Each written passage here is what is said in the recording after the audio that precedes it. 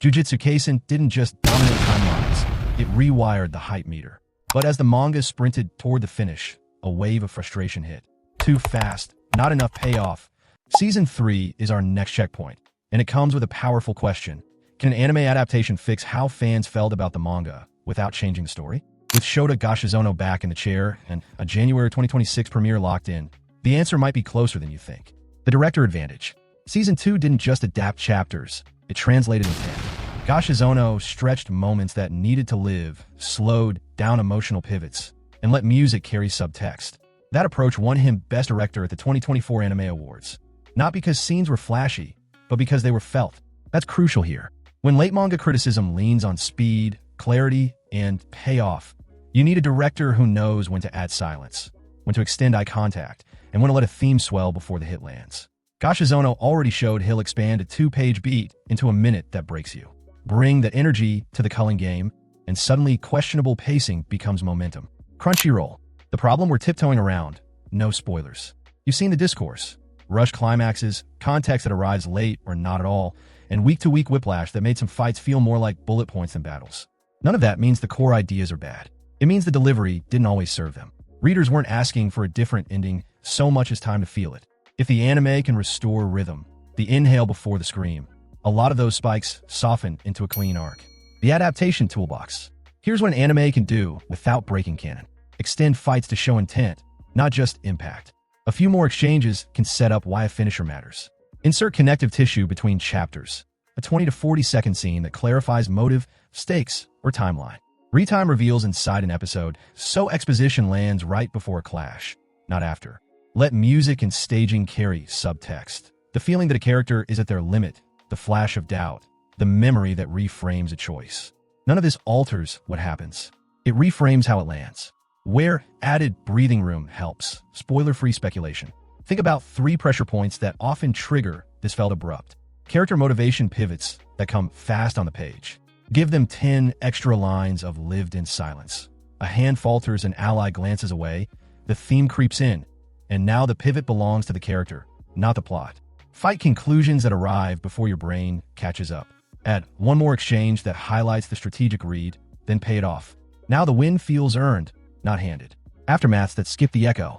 One short epilogue beat changes weight, that's it, into okay, I get it. This is exactly what Goshozono did in Season 2.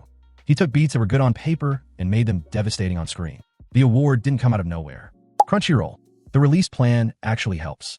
Crunchyroll confirmed January 2026 for Season 3, with a fresh teaser already teasing the tone shift after Shibuya, and a theatrical compilation in November 2025 that recaps and previews the opening of the culling game. That early screening window does 2 things. Primes pacing expectations and gives the team a chance to lock in timing, music cues, and cliffhangers before the weekly drumbeat begins. It's a runway for polish. What stays the same? Let's be real, the anime won't rewrite canon. If you were hoping for a totally different chain of events, that's not happening. But the same story doesn't mean the same experience. Presentation changes perception. We already saw this in other franchises. When the adaptation nails timing, music, and framing, fans who disliked a manga beat can still walk away satisfied. The bones stay. The heartbeat changes. Can it fix the ending? Question. No spoilers here, just the principle. Most complaints aren't "I hate this concept," they're "this didn't hit right." That's fixable with structure. Reorder microbeats, so setup lands before payoff. Insert a 30-second flash of cause before the effect. Hold on the last frame 3 beats longer than the page could. Swap a cutaway for a lingering close-in while the track rises. Suddenly the same outcome feels climactic instead of abrupt. That's not cheating, that's directing. Why Goshozono specifically? He already proved he'll add anime original material to deepen arcs without derailing canon. Extend major fights to showcase tactics and emotion, not just spectacle. Let scenes breathe until the emotional math is solved for the viewer. Season 3 needs exactly that, not a rewrite or reweaving. And the industry recognition he received for S2 is the clearest signal he knows how to do it. Crunchyroll. The fandom stakes. JJK is too big to fail quietly. If Season 3 lands, it doesn't just adapt an arc, it rehabilitates conversation around the late story experience. That doesn't erase the manga discourse, but it reframes it. From the ending was SHD to the ending was intense, the anime finally let it breathe. That's the AOD effect people talk about. The story didn't magically change, the delivery did, and perception followed. Reality check with hype intact. No adaptation can fix everything. Some grievances are about outcomes themselves, not just pacing. Those will remain debates. But in a medium where music, timing, and motion carry meaning, the ceiling for improvement is high. With Goshozono steering in a January 2026 window, plus a theatrical warm-up, Season 3 has every tool to turn rushed into relentless, confusing into crystal, and abrupt into inevitable. That's how you fix a manga without changing a page. So here's my take. JJKS 3 won't rewrite fate. It'll rewrite feeling. If you bounced off a manga's late pacing, give the anime a shot. The same beats can land like thunder when they're staged to breathe.